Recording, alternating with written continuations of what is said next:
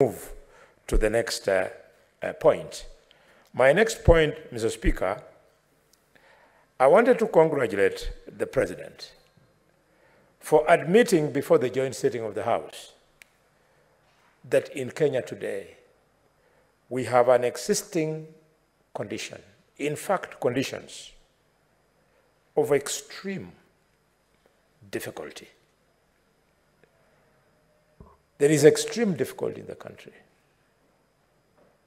And some members of the public who mean well, they know that leadership must look for a solution.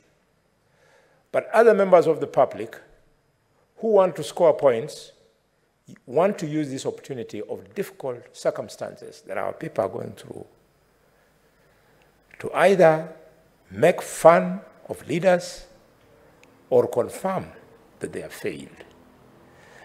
It is difficult. I've been in politics for over 20 years, and in my life, I have never been heckled in the Luhya nation.